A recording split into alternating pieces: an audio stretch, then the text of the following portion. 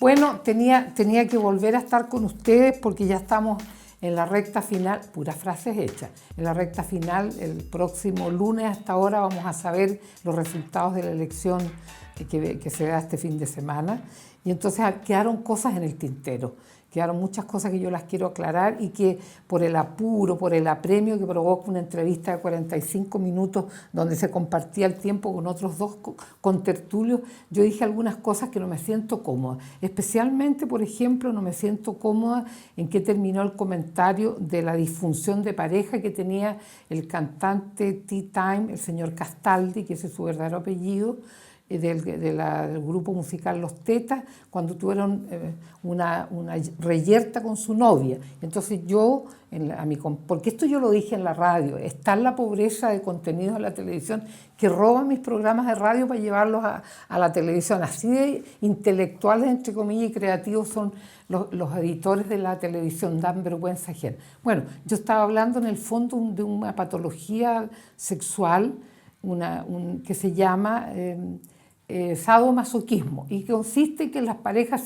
se torturan, se mutilan, se agreden, se machacan y después de pasada la reyerta se excitan y terminan en un sexo glorioso. A eso me refería yo, que la señorita de Marras, usé una palabra muy chilena porque yo soy chilena y de repente me van a disculpar los que me están viendo, pero la densidad intelectual de mis compatriotas no da para que entiendan cosas muy complicadas y yo trato de ser cercana y popular, en el buen sentido de la palabra.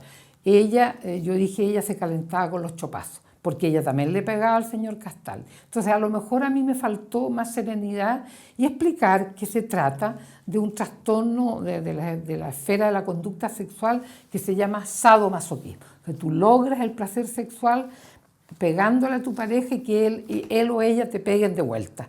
Yo tenía un policlínico en el psiquiátrico, atendía mujeres los días martes y muchas veces en la intimidad de la entrevista muchas mujeres me confesaron: él le pega, sí doctora me pega, pero algunas que eran como muy autoafirmativas, pero déjeme terminar de contestarle, pues doctora. Después la reconciliación, el sexo nunca estuvo mejor.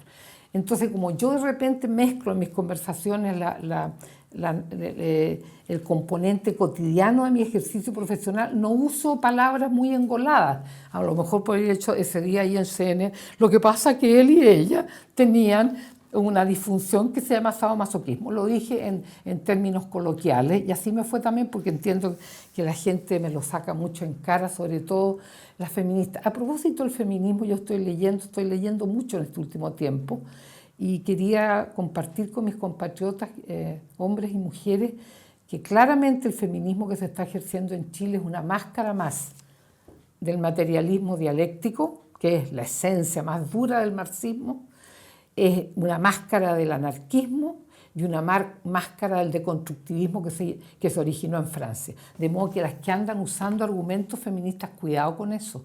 Es el discurso de la plaga mundial que se llama marxismo. Mucho cuidado con eso. Porque yo soy feminista, siempre he sido feminista, desde que tengo uso de razón, desde que mi mamá me explicó cómo se llamaban mis genitales cuando me llegó la regla por primera vez.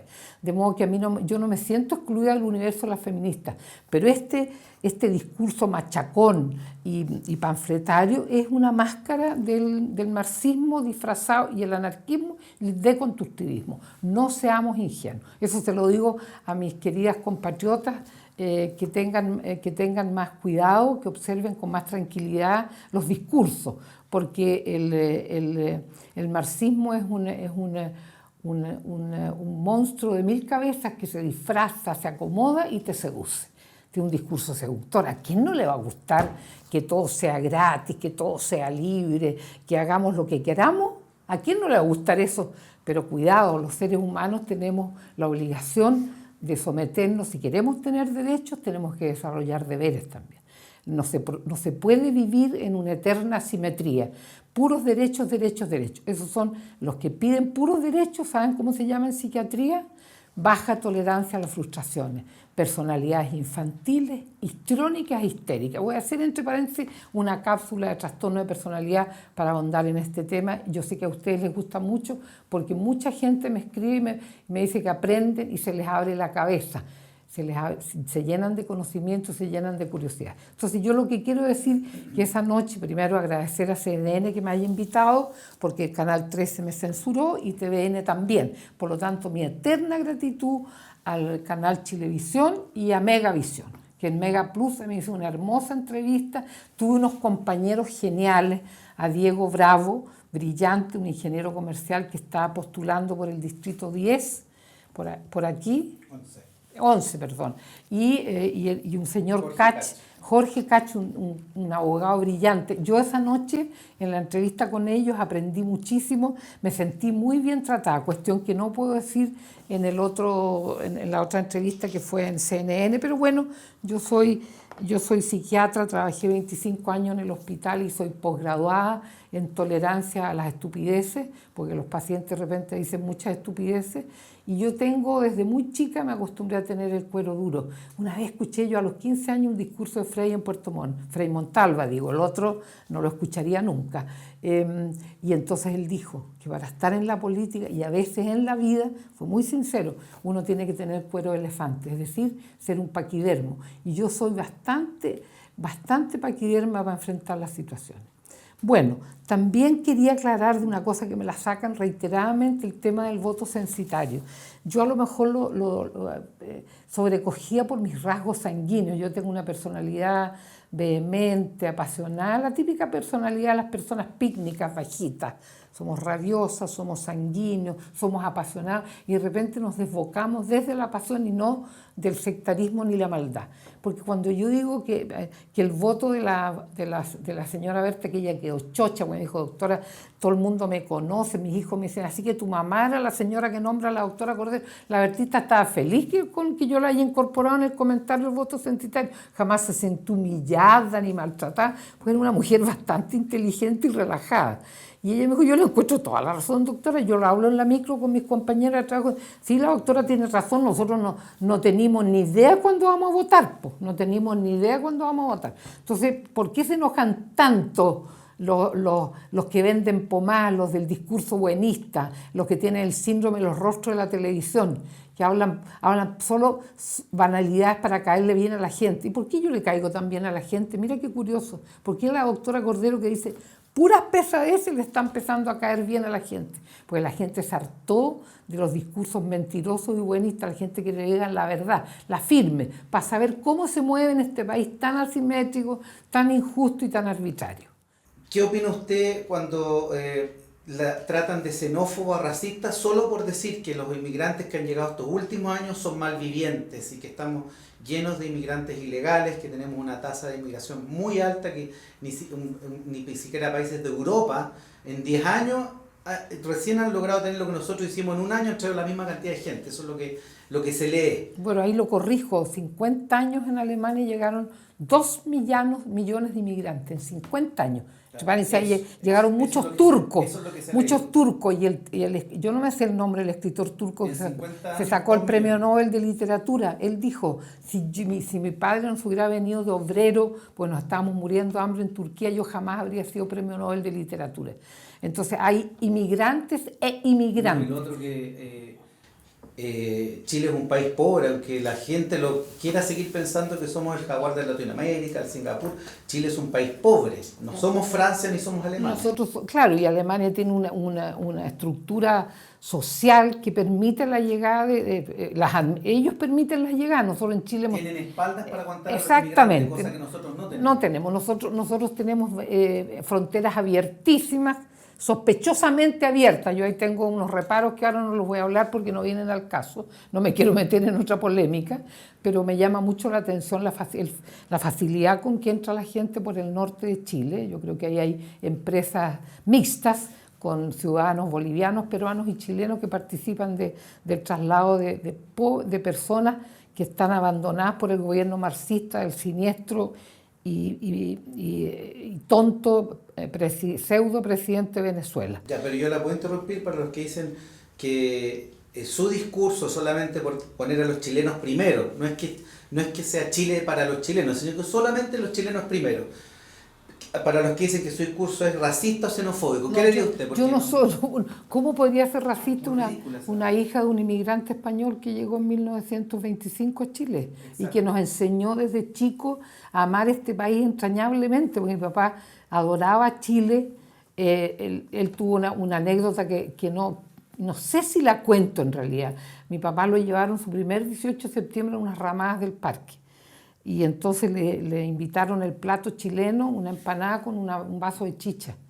Y mi papá, imagínense, él se crió en el campo, en el norte de España, lo más pesado que comían era asado a la olla, no había comidas con cebolla ni con gusto a grasa. Mi papá se comió la empanada por respeto a Chile y sus tragos de chicha manzana. ¿Qué es lo que le pasó al joven Melchor Cordero en septiembre, 18 de septiembre de 1925 en Chile? Le dieron ganas de vomitar. Y él fue tan prudente, nos contó. Yo me aguanté y me fui poco menos que 10 cuadras de la ramada donde me había comido la empanada a vomitar. Porque hubiera sido terrible que yo hubiera vomitado. Vomitar porque me cayó mal la empanada. Entonces yo tengo una formación desde muy chica, el concepto que decía mi papá como un mantra: al país que fueres, haz lo que vieres. ¿Y qué es lo que he sentido yo, la María Luisa Cordero, hija del inmigrante de Marras? Que los extranjeros que han llegado a Chile, sobre todo las últimas lanchadas, me van a perdonar la expresión, pero la voy a decir, se cagan en el piano y se limpian con la partitura, de nuestro país. Y ahí a mí me entra la beta chilena y digo, ¿por qué nos vienen a faltar el respeto? Y ocupé una palabra bonita, muy bonita, dije malviviente, porque le podría haber copiado a la Pati Cofrepa, de hecho, la frase, porque de repente hay muchos inmigrantes que se portan tan mal, que hacen tantas cosas, o les tengo que recordar al sicario que mató al señor Correa, un destacado, pequeño, mediano empresario de la quinta región, que un sicario colombiano por 5 palos lo mató. O sea, se lo estoy que recordar yo. Yo no soy ni xenófoba, ni racista, mucho menos.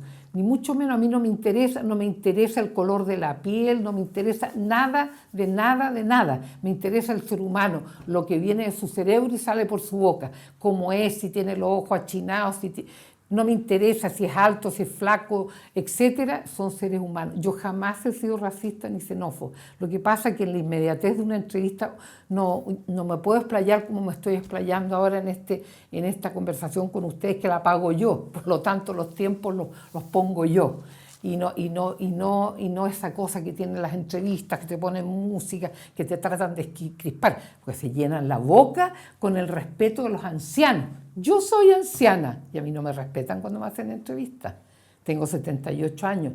¿No soy anciana acaso? ¿Será porque me pinto y porque hablo bien que no soy anciana? Entonces aquí en Chile estamos llenos de frases huecas y de estupideces. Otro tema interesante que también se tocó en ese programa y que está muy en boga hoy en día es el tema del aborto. Yo tengo entendido que usted no está a favor del aborto libre. No, explíquenos por qué. Yo no estoy a favor del aborto libre porque nunca en el mundo hay más facilidades para cuidarse y no embarazarse que ahora. Cuando yo estaba en el segundo año de medicina, el año 1962, llegó el doctor Jaime Izaguirre, hijo del gran historiador chileno. Él había hecho su beca en Estados Unidos, él era un investigador en neurociencias y en ciencias biológicas, y dijo: chiquilla, ustedes tienen que escuchar, porque era bien tímido, pero tenía una cierta picardía en su discurso. Chiquillas, les tengo una buena noticia: en Estados Unidos, en este momento, 1962, se está sintetizando The Morning After Pill, la píldora del día después. ¿Qué significa eso, profesor? Gritamos las 7 mujeres que estábamos en la galería. Significa que ustedes van a poder tener sexo, tomarse la pastilla y no embarazarse, porque este producto inhibe el encuentro de los espermios con el óvulo y no se produce fecundación. 1962. Imagínense, ahora lo tienen gratis. Si tú tienes un brillito que va a incluir un encuentro sexual, vas a buscar tu pastilla y te la llevas al lado de los cosméticos. Pero no pretendas que porque fuiste un brillito y la pasión los consumió, tú te vas a quedar embarazada y después vas a ir a matar a un ser absolutamente inerme. ¿No son ustedes las feministas amantes de los derechos humanos? ¿Qué más aberrante, Contra la pena de muerte. qué más agresivo que matar a una persona que no tiene, una personita que se está formando? Porque nosotros somos personas cuando somos una mórula. Cuando ya tenemos el tamaño de una mora o de una frambuesa, ahí ya somos personas, porque está todo nuestro patrimonio genético que se va a desarrollar a lo largo de los 9 meses. Y les quiero contar otra cosa, especialmente dirigido a las mujeres. Resulta que nosotros, las mujeres, tenemos una estructura endocrina que cuando nuestra guagua que está en el útero empieza a tener problemas de irrigación sanguínea a través de la placenta, la mamá desarrolla hipertensión arterial para mejorar el riego del bebé y lo salva y se muere ella. Escuchen esta historia que les estoy, y se llama eclampsia gravídica. Y ese cuadro revela que las mujeres no podemos ser tan sueltas de cuerpo a la hora de estar embarazadas. Hay ahí, por muy machista que suene el discurso, hay ahí un mandato que va más allá de las leyes de los hombres, del marxismo, del capitalismo, de la socialdemocracia, una ley natural. Las mujeres, cuando tenemos problemas de irrigación del feto que se está formando, aumentamos nuestra presión arterial y nos podemos morir en el intento. Por eso yo estoy en contra del aborto libre y le pido a mis congéneres más jóvenes, porque muchas estarán diciendo, esta vieja, ¿cuántos años hace que no le ve el ojo a la papa? Muchísimos años. Pero también fui joven y me supe cuidar. También fui joven y me supe cuidar y me supe contener. Y no teníamos nosotros ninguna... Recién empezaron a salir los anticonceptivos cuando ya estaba pololeando y estaba de novia, el año 66, 67, pero los primeros años que yo vine a estudiar sola a Santiago con múltiples tentaciones, me tuve que cuidar muchísimo. ¿Qué problema hay en cuidarse? ¿Qué problema hay en cuidarse? Además, en respetarse uno mismo, porque la mujer que se va a hacer un aborto se cosifica. Tú te transformas en una especie como de jaula cálida, que es tu útero, donde llevas un ser al que vas a ir a matar cuando te raspan. Escuchen la historia, ustedes saben lo que es sacar... Yo hice 25 abortos en la maternidad del Hospital Salvador en un turno de noche. Pero aclare por qué, no, porque hay gente, escuchen, hay gente tonta en las redes sociales o en el país que dicen, pero si la Cordero hizo abortos, no, pues aclare por qué, no. Que es parte de su... Bueno, resulta que yo estaba haciendo mi internado de obstetricia y ginecología en el Hospital Salvador. Y entonces me tocó un turno, nunca me voy a olvidar, con una maravillosa persona, el doctor Vinagre, y él sabía que yo era católica y habíamos conversado en los cafés que uno se tomaba en los turnos de noche, que yo era absolutamente contraria al aborto libre, ya de muy joven, de muy joven. O sea, yo tenía una especie como de certidumbre católica, si yo había pecado, tenía que hacerme cargo de mi guagua, por ahí va el cuento. Entonces, esa noche se produjo una epidemia de abortos provocados. Que habían en la vagina de las mujeres palos, palillos, ramas de perejil con barro, pedazos de plástico puntudos, y venía el feto asomándose. Yo atendí un aborto, no esa noche fueron 25 raspados. Yo quedé, les juro por Dios que quedé con el brazo derecho dormido. Y el doctor Vinagre, cuando terminamos nuestro trabajo, me dijo, pucha María Luisa, que lo siento, la imagen que debe tener usted el trabajo de obstetricia. No se preocupe, le dije yo, doctor, yo voy a dedicarme a la psiquiatría, nada que tenga que ver con sangre y con cuchillos. O sea, usted más bien intervino en salvar las vidas de las madres. Exactamente. Que ya se estaban practicando abortos. Pueden hacer abortos. Buena su pregunta, porque venían en marcha los abortos. Y en la posta un día domingo. Para que la gente entienda bien, porque la gente entiende lo que quiere escuchar. No, lo que le da el caletre, mi querido caballero. Claro. No. Bueno, después nos preocuparemos, en la Constitución no se puede poner que ganas de que la densidad neuronal de los chilenos sea mayor. Qué pena que no se puede poner. Bueno, entonces un día domingo en un turno en la posta yo escribí un cuento que se llama Domingo en la tarde. Un domingo en la tarde, de otoño era, de otoño para invierno. Llegó una señora con su cofia de una fuente de soda, con su delantalcito, con las uñas todavía con mayonesa, de una fuente de soda que quedaba en la calle en Portugal, porque la posta estaba ahí donde está la posta.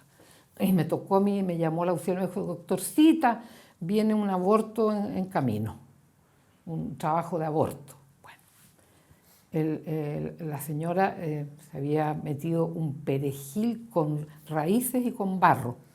Venía con convulsiones por la fiebre. Yo alcancé a subirla a la camilla, a sacarle los cuadros, a levantarle el delantal de fuente de soda y poner una chata, y nació el niño de 6 meses vivo.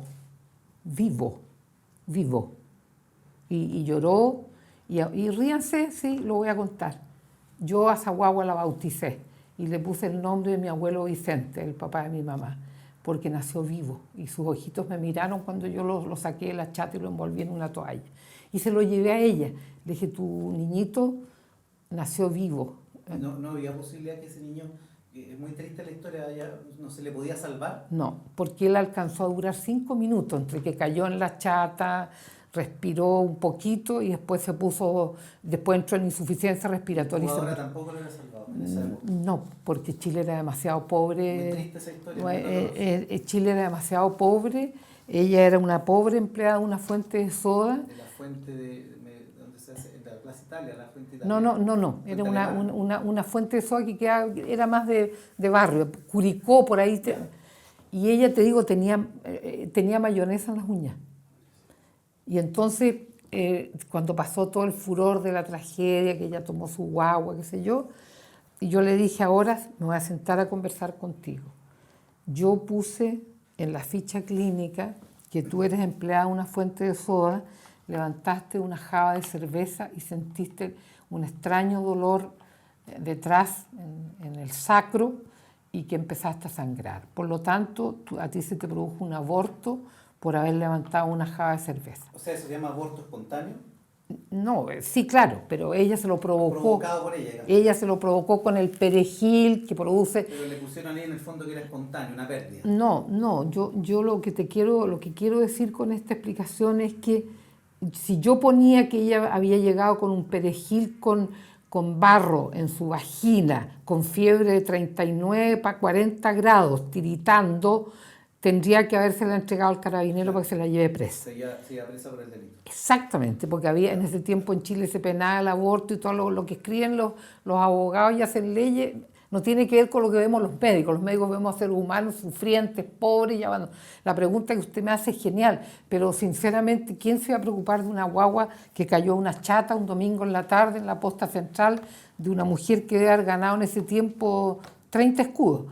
Entonces yo le dije, vamos, tú no me vayas a poner en un conflicto, porque yo voy a poner que la guagua la perdiste por levantar la java de cerveza y no por el perejil que te metiste en la vagina. Entonces yo estoy contando esto por qué yo soy de repente tan apasionada y tan fría a la vez. Porque he vivido, porque yo conozco Chile, yo lo he caminado, yo no tengo el síndrome de Mañalich. ¿Cuál es el síndrome de Mañalich? Que él se cayó como condorito, plop, porque no sabía que había tanto hacinamiento en las casas. Usted lo dijo la otra vez y no se entendió, no tengo el síndrome de Mañalich, entonces para completar... Por eso, porque yo... Me imaginé cuando él había dicho que él no sabía que había hacinados en Chile. Claro, porque yo trabajé en el consultorio de Renca en 1965, 64, y yo hacía visitas domiciliarias, terminaba mi tarea en el consultorio y yo de moto propio, porque no tenía clase en la universidad a veces, me iba a hacer visitas a mis señoras más enfermas, a las diabéticas, entonces las pasaba, y yo me conocía las casas que había en ese tiempo en Renca, porque a todo esto Renca siempre ha seguido abandonada, debo decir, pues yo he vuelto a Renca y Renca no ha mejorado mucho, a propósito de los diputados y los alcaldes de Renca, no sé si han hecho bien su trabajo. Y entonces yo por eso hablo con esta vehemencia, esta pasión, porque yo me conozco a Chile. Como dicen los cabros jóvenes ahora, tiene calle. Eso es lo que más dicen ustedes. Sí. La doctora Cordero tiene mucha calle. Exacto. Aparte de haber estudiado en la Católica, tiene mucha calle. Sí, yo quedé en la Católica porque me fue muy bien en el examen de grado. Yo quedé en lista de espera en la Chile. Me daba lo mismo en qué universidad quedaba. Tuve la suerte de quedar en la Católica en una época en que la Católica era una universidad tan pobre que nosotros...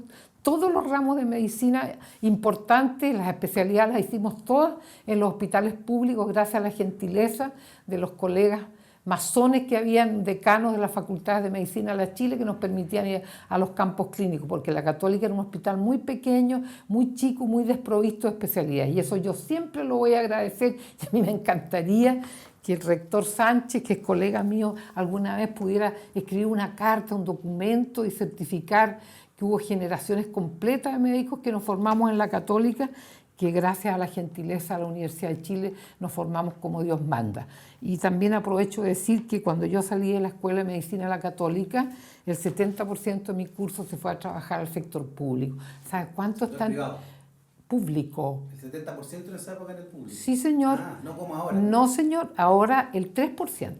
Así nos ha cambiado el perfil, la Universidad Católica ha cambiado su perfil. Nosotros estábamos muy imbuidos de la gratitud que teníamos porque éramos seres excepcionalmente privilegiados, éramos médicos en un país extraordinariamente pobre y carente de recursos como Chile. Otra pregunta que me interesa, tomando la época universitaria, y porque los jóvenes de ahora sobre todo no conocen lo que es la verdadera pobreza o la pobreza más dura que había en los años 60 o 70. En esos años, y yo siendo mucho más joven que usted, pero también lo recuerdo todavía, existían las llamadas poblaciones callampas, que casi no existen ahora. En cualquier parte de Santiago, sobre todo los barrios más alejados del sector oriente, pero acá en el sector oriente también teníamos las poblaciones callampas. Estos muchachos jóvenes, llamados millennials, algunos, no saben que esas casas eran casas con piso de tierra y sin ventanas.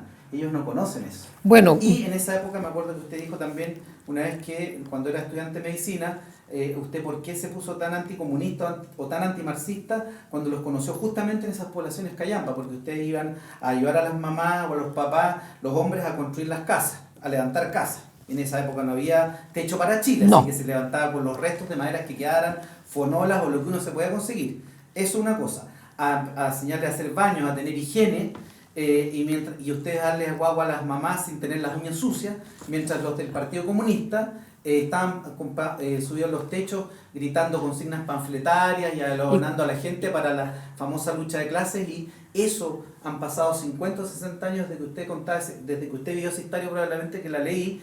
Y los grupos de extrema izquierda como el Partido Comunista o el Frente Amplio, yo creo que si van a las poblaciones van a hacer algo similar. No me los imagino ayudando a construir casas. No. Quizás estoy equivocado, pero no me lo imagino. Yo creo que hay mucha propaganda política en el trabajo de eso. Bueno, ahí esa tarde, ese mediodía que llegamos nosotros en el bus de la Católica a hacer mamaderas, a mudar guaguas, porque nos pasamos a conseguir pañales en una farmacia que nos donaron pañales, conseguimos ropa, qué sé yo, y nos llevó la gente a la FEUC en el gobierno del presidente Alessandri fue ese incidente.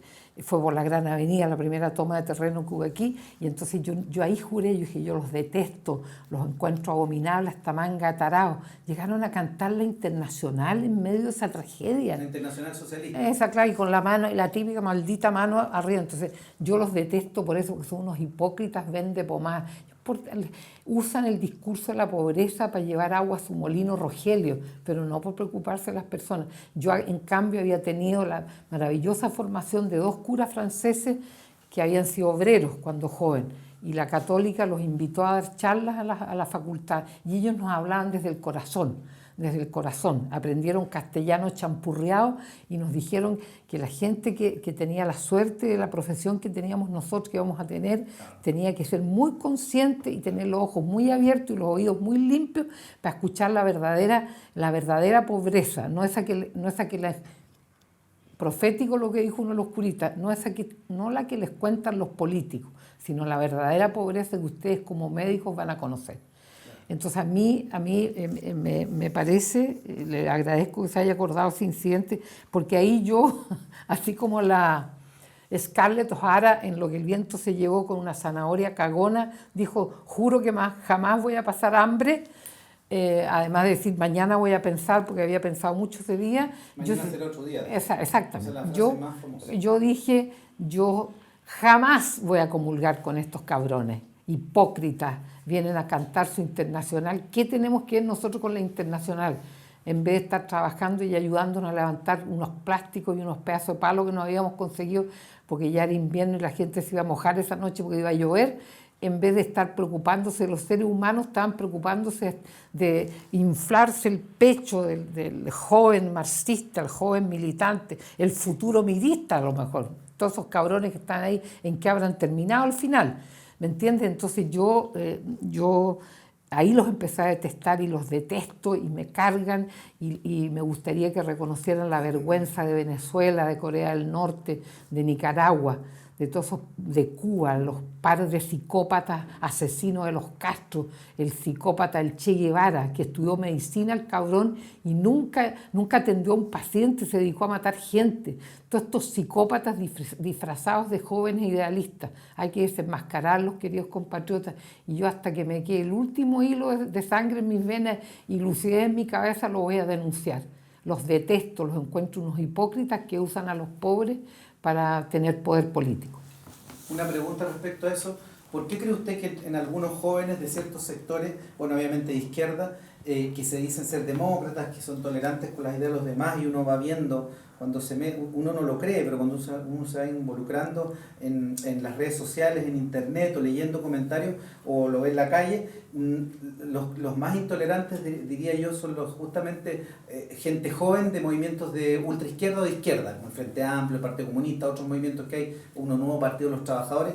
¿Por qué usted cree que supuestamente estos jóvenes que tienen un discurso tan, entre comillas, tolerante y buenista, sus líderes y sus ídolos son personas como el Che Guevara, que claramente fue al parecer era un psicópata que disfrutaba matando, según cartas dicen que le mandaba a su padre? Bueno, yo agradezco... ¿Por qué esta gente sigue a esos líderes con las poleras del Che Guevara? Agradezco la pregunta porque yo creo que uno cuando tiene cierta edad quiere tener la cabeza llena de ideales. Yo creo que uno cuando es joven tiende a negar la realidad porque la realidad de repente suele ser muy fea o muy monótona. Nadie dijo que la vida era una fiesta. Y ahí yo siempre lo digo, puede sonar manajadero, me gusta la letra de una canción brasileña, una cantante que después se suicidó, la felicidad son gotas de rocío. La vida es media plana.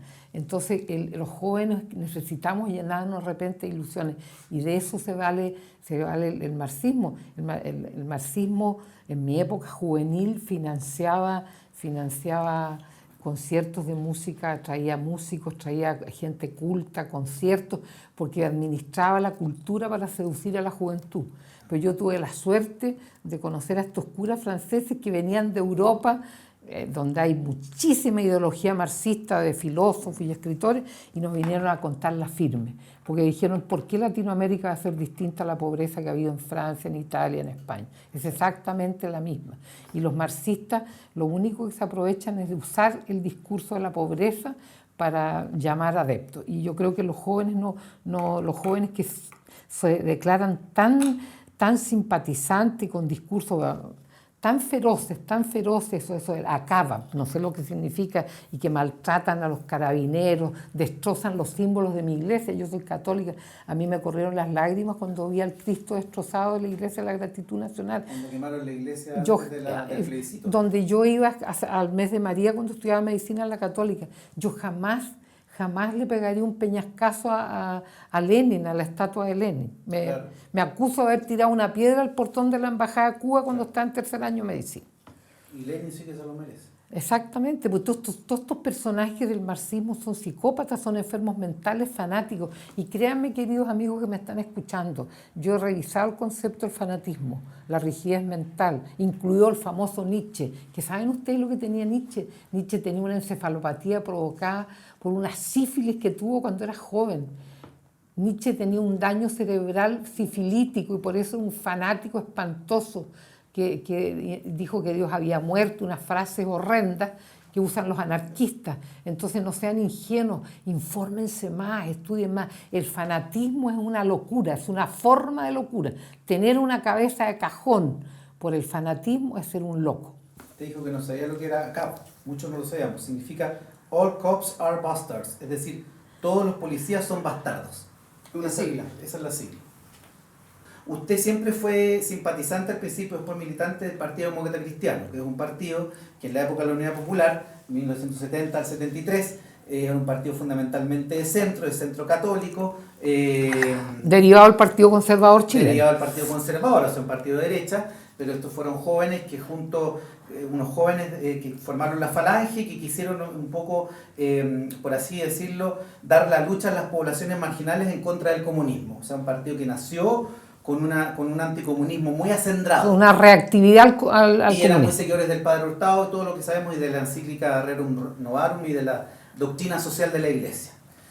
Así todo esto, entonces usted, desde ese punto de vista, fue opositora, me imagino, al gobierno de Allende, no le gustaba, y también fue opositora al gobierno de Pinochet, ¿no es cierto? Así es. Y eso a mí me parece, bueno, eso ya es una cosa personal, me parece que cuando uno cree en la libertad tiene que estar en contra de cualquier dictadura. Exactamente. Ahora, en ese sentido, por así decirlo, el Partido Demócrata Cristiano habría estado en el camino correcto en algún momento. Hoy en día parece que no. Pero, ¿por qué? Porque le hicieron la pregunta a usted, ¿qué la lleva a participar en la UDI ahora? O sea, que la UDI le dé un copo, porque usted sigue siendo independiente, y me consta que va a ser muy difícil que usted reciba órdenes de partido, porque tiene la cabeza muy despejada y muy independiente.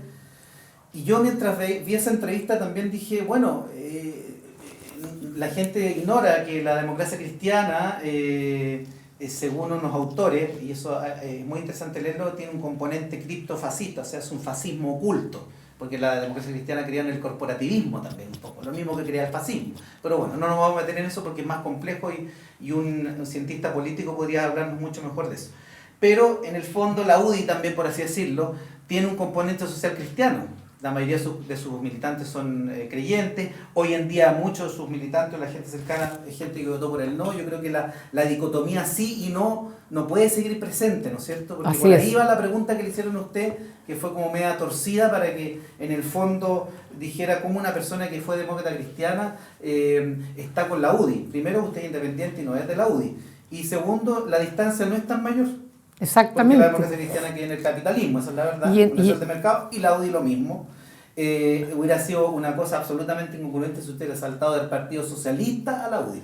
Y de hecho lo hay, muchos militantes y dirigentes de la UDI en su juventud fueron del MIR, del MAPU, y fueron socialistas. Bueno, yo le Muy agradezco, cuadrada. este buen comentario que usted hace, porque yo fui contemporánea a Jaime Guzmán, y nosotros en la Católica, aunque les parezca increíble, teníamos de repente encuentros los jóvenes de la Universidad Católica de todas las carreras. Nos juntábamos en el gimnasio de la universidad y había una especie como era una mezcla de una asamblea con una tertulia, y yo escuché a Jaime Guzmán una vez hablar en forma muy, muy sabia del tema de la pobreza en Chile, que era un tema que él decía que nos habíamos demorado mucho tiempo en tomar, imagínate, te estoy hablando de 1962, que cómo nos habíamos demorado tanto. ¿Cómo nos habíamos demorado tanto? Decía él, nosotros aquí, el año 63, ¿cómo nos hemos demorado tanto en darnos cuenta de la tremenda pobreza que hay en Chile? Y la tremenda cantidad de injusticia. Yo se lo escuché decir a él. Claro. Por lo tanto, a mí me dolió muchísimo cuando lo asesinaron. Y sobre todo el grupo de psicópatas desgraciados que se ensañaron con él, porque él era un hombre que en el fondo él asumió esta postura de colaborar para colaborar con el gobierno con Pinochet y los militares que se habían hecho cargo Lo acusaban de ser el ideólogo de Pinochet. No, De ahí fue el gran pecado que había cometido para que estas personas lo mataran. Yo conocí a mucha gente, no voy a repetir a Andrade, yo conocí a mucha gente, como cuando fui dirigente del colegio médico que volvió al exilio, muchos médicos que tenían hermanos, que eran abogados, ingenieros civiles, que eran de izquierda, y que Jaime Guzmán los ayudó a salir al exilio. Entonces la gente no conoce la humanidad de Jaime Guzmán. A mí me dolió muchísimo su asesinato, porque él era una persona, una buena persona, y fue contemporáneo. Entonces yo digo, las vueltas de la vida, los círculos de la vida. Yo estoy bajo el alero como independiente de un partido ideológicamente vinculado a un compañero universitario con el que coincidimos cuando éramos jóvenes en la Universidad Católica. Así es la vida. Y yo no me avergüenzo en absoluto de estar bajo el paraguas de la UDI. Me preguntaron en una entrevista que me hicieron en el diario La Tercera, que le agradezco profundamente, que si yo conocía los principios ideológicos de la UDI.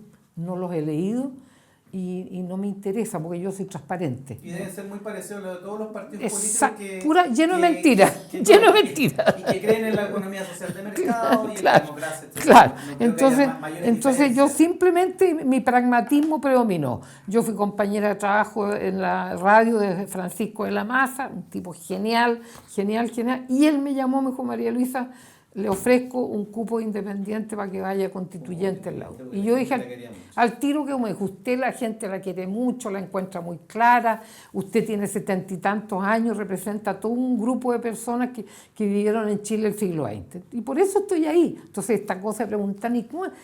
Son preguntas incisivas para causar una molestia. Odiosa, para que usted se pise la cola. Claro, como diciendo, a ver, ¿cuándo con estos pringados? Yo no me siento, todo lo contrario, han sido extraordinariamente gentiles y yo personalizo a la Pepa Hoffman, lo encantadora y lo buena persona y lo amable que ha sido conmigo y cómo preocupándose que yo esté presente en los medios. Una sorpresa ella, sí. Sí, a mí me ha tratado muy bien la gente en la U y no tengo nada que decir.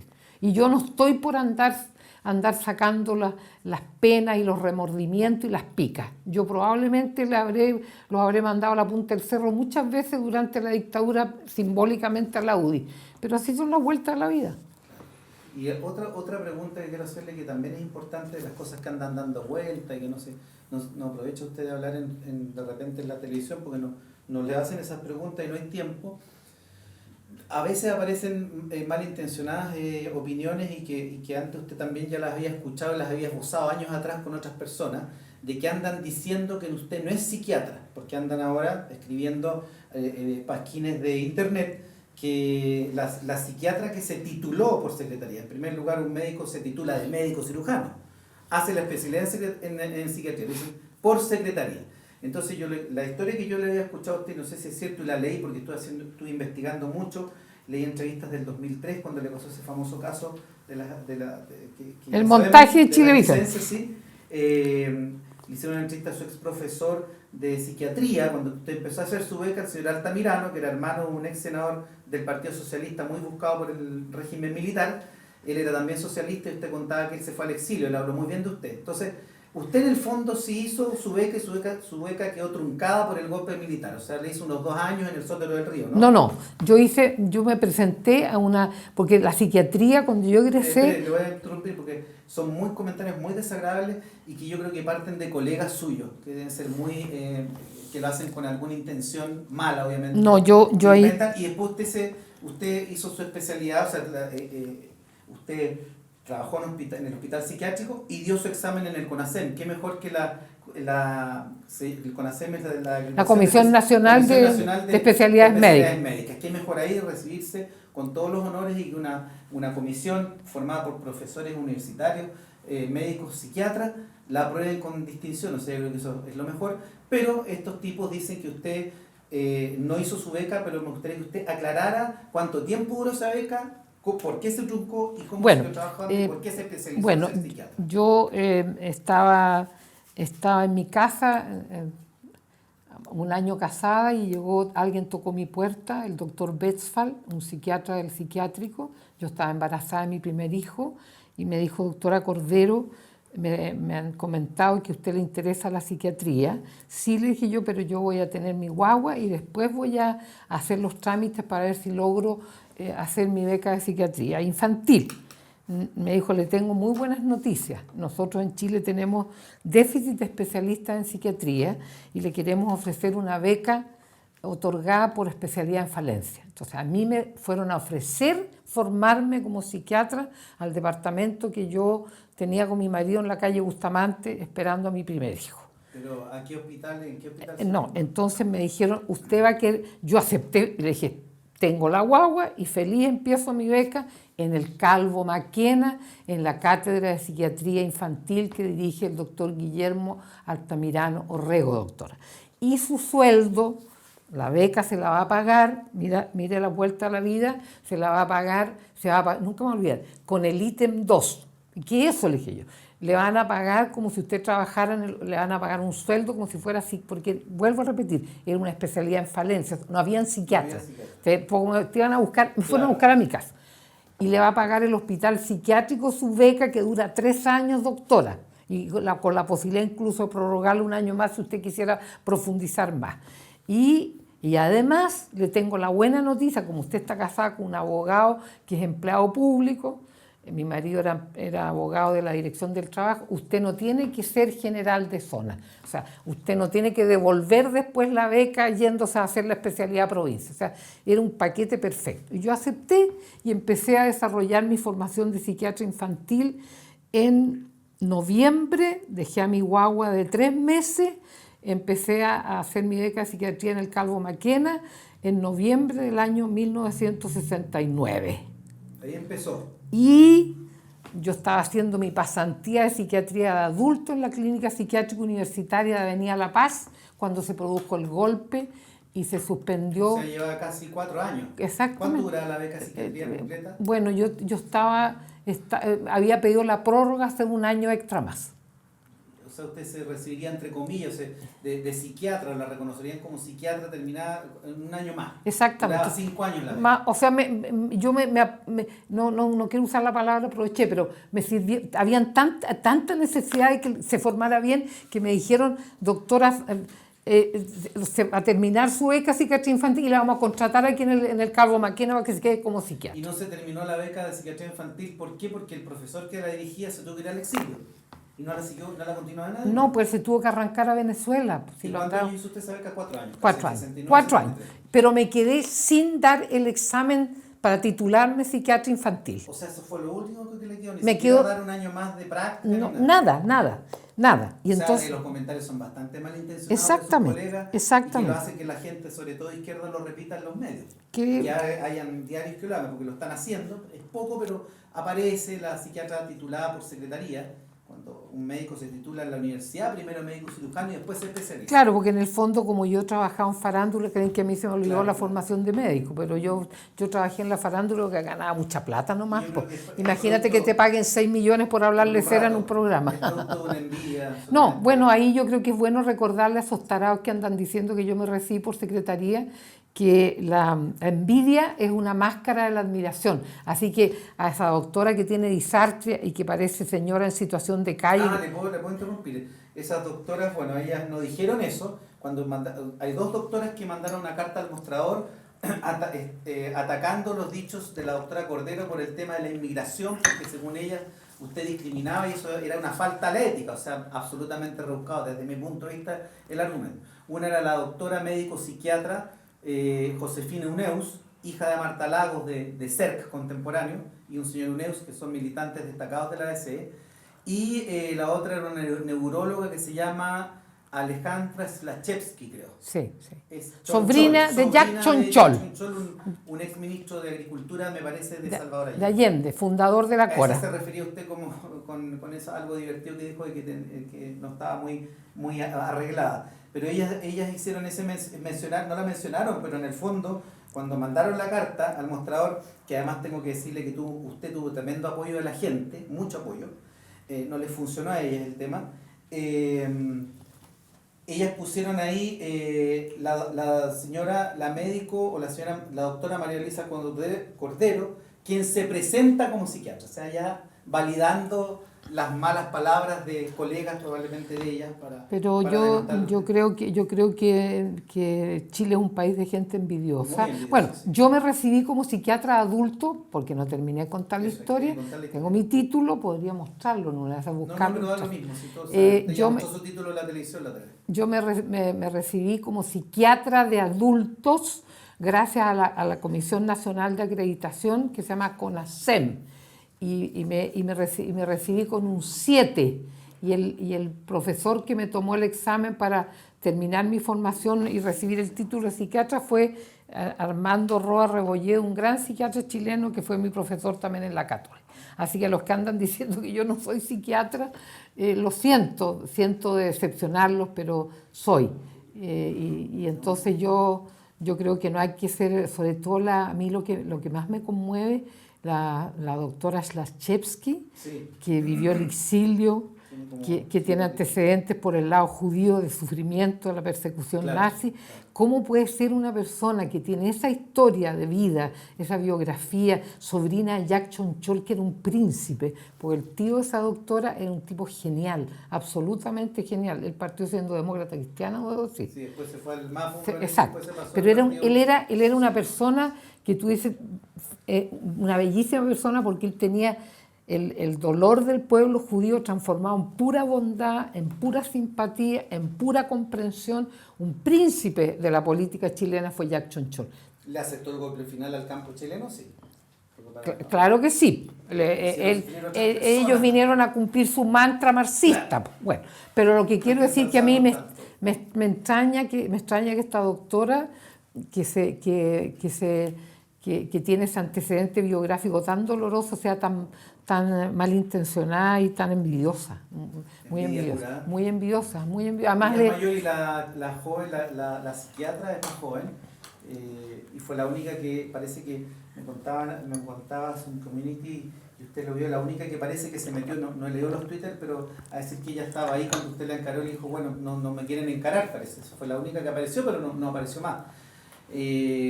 La más joven. Y ella está casada con un abogado, un psiquiatra también que usted no lo conocía, que nos comentaba que no lo conocía, que se llama Alberto Larraín, y que también de repente aparece en uno que otro programa de cable, y también ha tenido malas palabras para usted de repente en las redes sociales. Lo poco que tuve que investigar, porque tuve que leer mucho antes de hablar esto con usted. Y la otra cosa que yo le quería decir, que podría usted, bueno, ya está terminado el tema de cómo usted se especializó como psiquiatra, y eso lo damos por cerrado, ¿cierto? ¿Alguna cosa que quiera agregar de eso? No. Nada.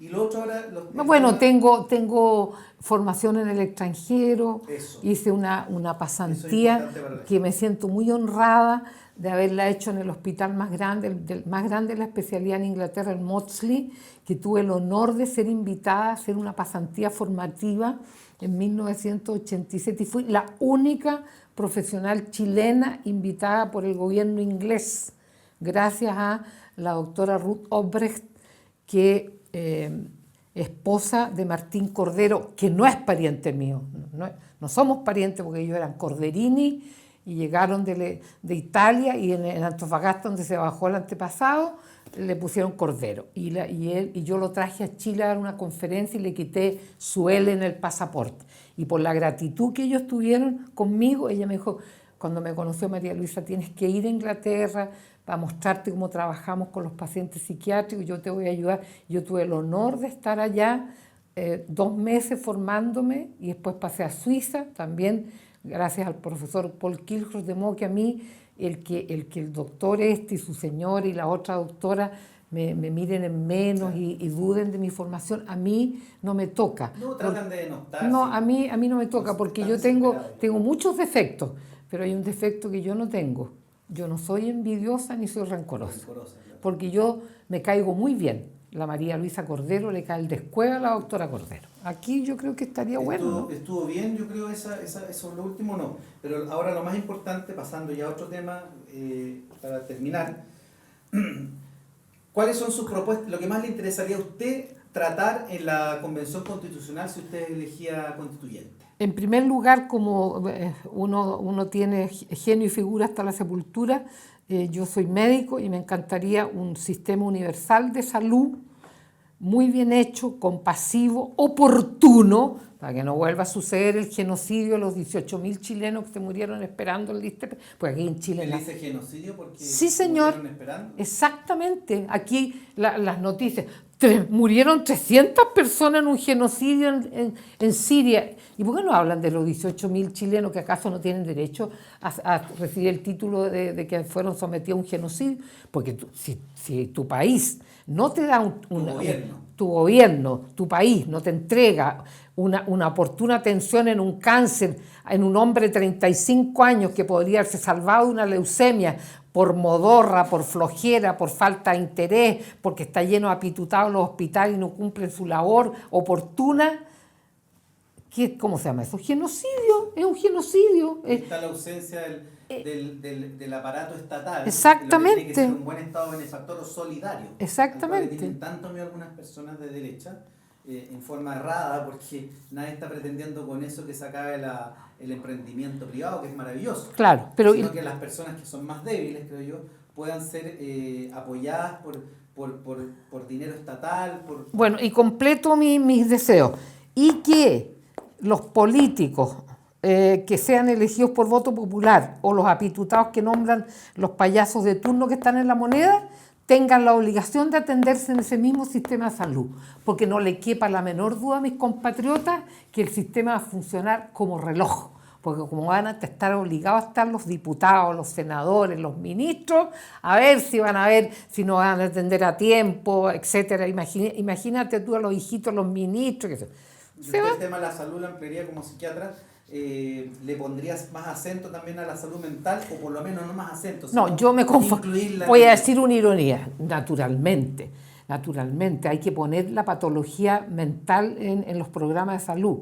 Yo me conformaría, sinceramente, antes de morirme, querido entrevistador, de que tengamos más camas que Haití, porque mis compatriotas tienen que saber que nuestro querido país, inscrito en la famosa OCDE, que no sé, que es una vergüenza, tenemos menos camas que Haití. Sí. Y de la OCDE somos los que tenemos el sueldo más alto de los parlamentarios. Exactamente, puras vergüenzas, no, puras vergüenzas. Entonces eso.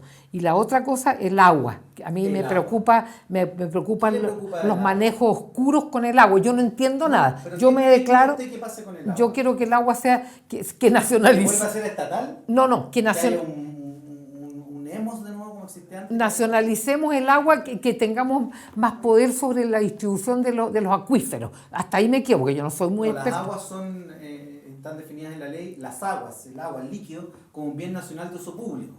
Lo que privatizan, lo que se comercia, son los derechos de aprovechamiento de agua, cuya propiedad está establecida en la Constitución. Pero yo no soy experta, claro. Y hay una niña que en Instagram, que es ingeniera hidráulica, que me dijo: doctora, cuente conmigo, yo le enseño todo, le digo todo. Yo estoy hablando por boca de ganso.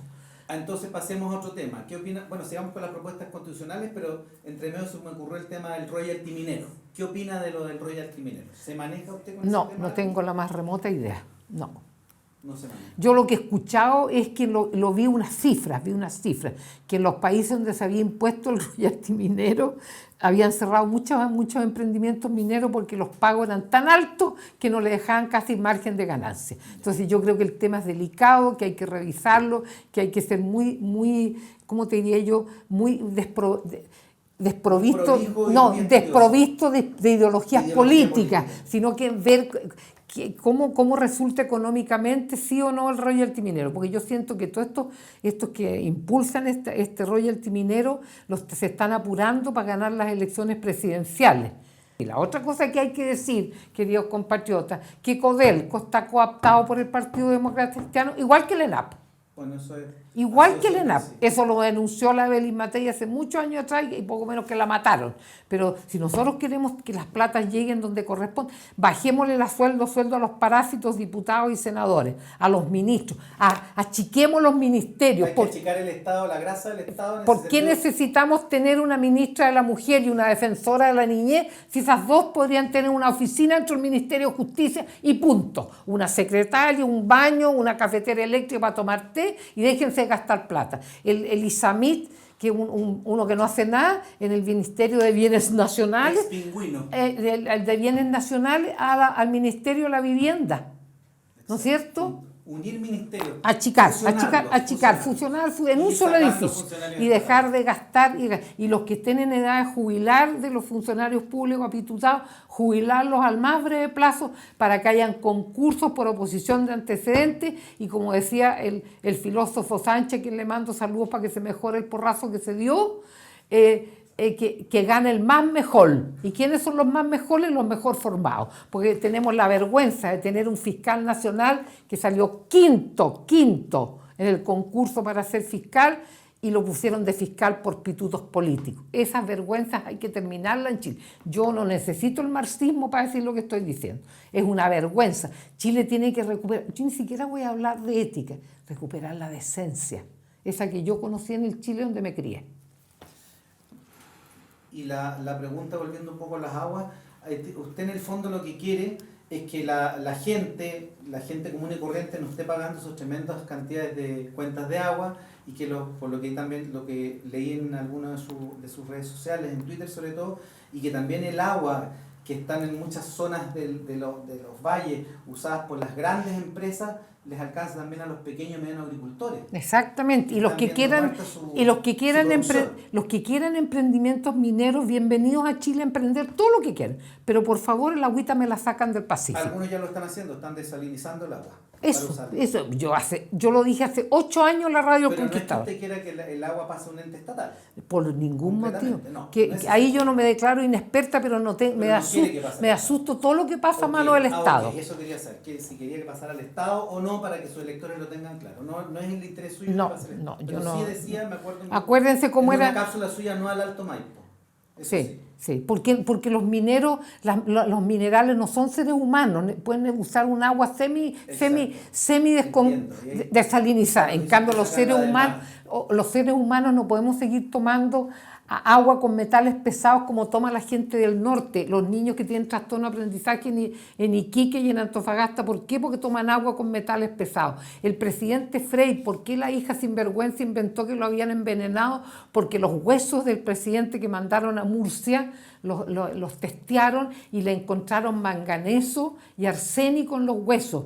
No porque lo hayan envenenado, sino que Frei Montalva, yo lo leí en la biografía que la tengo ahí, él fue, como no le daban pega a los momios en las oficinas de abogados aquí en Santiago y el gobierno de turno, se tuvo que ir a dirigir el diario El Tarapacá Iquique, 3 años y medio, y tomó agua con manganeso, con arsénico, y por eso le encontraron eso en los huesos, porque él había vivido en Iquique casi 4 años. La gente ignorante tiene que informarse mejor cuando abre la boca. Entonces, y leí una propuesta suya también que me pareció buena, la leí en Twitter, que usted decía que para ocupar cargos de parlamentario, que es una materia constitucional, los requisitos para ser parlamentario, como para ser presidente de la República, están en la Constitución y son muy básicos, muy básicos. Usted proponía test de drogas a todas estas personas que van a hacer antes de ser candidatos, antes de ya iniciar la campaña. Exactamente. Test de drogas, test psicológicos para descartar cualquier psicópata, sobre todo. Incluyendo un perfil de personalidad y evaluación del coeficiente intelectual, porque andan unos tontos dando vueltas que no saben ni hablar. Test de conocimiento básico, general, elemental. De economía y de historia. Claro, ¿cierto? Alguna preguntita para evaluar el sentido común también. Y algunos test que hacen los psicólogos que son bastante buenos y de repente sirven para determinar rapidez, los famosos test de habilidades y destreza. Eso también. Exactamente. ¿Usted sigue manteniendo eso? ¿Está de acuerdo con que sí, eso era en la sí, Constitución? porque ¿Sí o sí? Exactamente, porque hay personas que son vergonzosos. No los voy a nombrar para no ser odiosas, pero no puede ser que las personas que están ejerciendo un cargo político no tengan una formación académica mediana. Así que me tengo que ir también porque ligerito me tengo que ir a la radio a despotricar ahora. Les agradezco mucho, ojalá que les haya gustado, y para los que andan diciendo que no soy psiquiatra, soy doblemente psiquiatra, porque hice una formación como psiquiatra infantil y después hice mi formación aprovechando mi cargo de electroencefalografista en el psiquiátrico y de neuropsiquiatra, porque hacía policlínico neuropsiquiatría en el psiquiátrico. Me di mi examen en la clínica psiquiátrica universitaria y me evaluó. El profesor que me puso la nota fue el doctor Armando Roa, que en paz descanse. ¿Usted estuvo en qué país haciendo postítulo? ¿En Barcelona? En Inglaterra, estuve en Barcelona, en el Hospital del Sagrado Corazón, aprendiendo neuropsiquiatría, electroencefalografía y neurología. ¿Estuvo mucho tiempo? Sí, prácticamente 6 meses, que es mucho para cuando uno hace una pasantía. ¿Y estuve en Maudsley 2 meses en el Hospital de Londres y estuve haciendo una pasantía de 15 días en Basilea, en la clínica del profesor Kilholz, el más experto en depresión en esos años, y tuve la oportunidad de hacer una pasantía en Trieste para conocer la reforma psiquiátrica italiana, que consiste en que los pacientes mentales no están metidos en psiquiátricos, viven en comunidades, arriendan departamentos, el gobierno italiano, la comunidad de Trieste, les arrienda una casa, un departamento y se organizan por patología. ¿Viven con la comunidad? Sí, yo Nosotros llevábamos a los pacientes que venían al hospital Juno, donde yo estuve, nos íbamos a tomar café y comentábamos el partido de fútbol del domingo con ellos, sentados en la mesa. Eso aquí en Chile sería impensado. Genial, una verdadera reforma democrática de la psiquiatría comunitaria. Doctora, quedan muchos temas por tratar, el tiempo apremia, pero sería importante que usted dé un cierre a esto y dijera sus últimas palabras antes de la votación que empieza este sábado 15 de mayo y continúa el 16. ¿Qué mensaje le daría usted a sus electores y a la gente de la tercera edad, sobre todo? Sí, a mis compatriotas y a, para cerrar ya y a mis compatriotas y a la cofradía de las señoras mayores. En España le dicen mayores o ancianos, no permitan el título tercera, cuarta edad o abuelita. Yo concuerdo plenamente con el topo y con el profesor José Massa que no nos sigan maltratando verbalmente. No tenemos ningún problema que nos digan ancianas o ancianos o mayores. Yo le pido a mis mayores con tertulios de mi edad que vayan a votar. Vayan a votar, voten con cordura. Piensen en el futuro que le van a dejar a sus hijos y a sus nietos. Yo, esto de meterme de candidata constituyente, claro, un homenaje a mis nietos Mateo y Renata, que quiero que se desarrollen y crezcan en un país mucho más parecido en el que me desarrollé yo, el que tenemos ahora. Mucho bla, bla, bla, mucho discurso por aquí, por acá, y a la hora de los que hubo, los pacientes. Hoy día, por ejemplo, esta mañana, nos llegaron las vacunas. ¿Saben por qué? Porque era día lunes, y los días lunes... No es popular lo que voy a decir. Los días lunes en los consultorios, en los CEFAM, en los hospitales, en los policlínicos, vienen con la curda el fin de semana y empezaron a vacunar a las 12:30. Eso es imperdonable. Había gente de las 8 de la mañana muertos de frío y no fueron vacunados. ¿Por qué? Por la flojera de los funcionarios que trajeron las vacunas a las 12. Porque todos llegan medio cansados, que hubo mucho carrete el fin de semana. Ah, ¿verdad? El Día de la Madre. Bueno, entonces para cerrar... Vayan a votar sábado y domingo. El presidente dijo que desde las 2 a las 18 horas era privilegio para los que somos mayores. Nos van a poner adelante de la fila.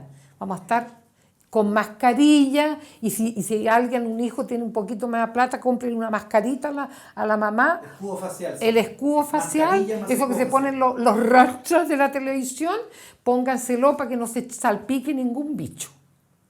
Lápiz de pasta, alguno que tengan por ahí guardadito. Nosotros los mayores siempre escribimos, mandamos cartas, rellenamos tarjetas de salud, de modo que el lapicito, este lapicito voy a llevar yo el sábado, si Dios quiere, cuando vaya a votar. Muchas bendiciones a todas las religiones, a todos los colores, a todas las razas. Bienvenidos a Chile los que quieran, a todas las nacionalidades, bienvenidos los que vengan a construir, a embellecer a nuestro país y a cuidarlo. Chao.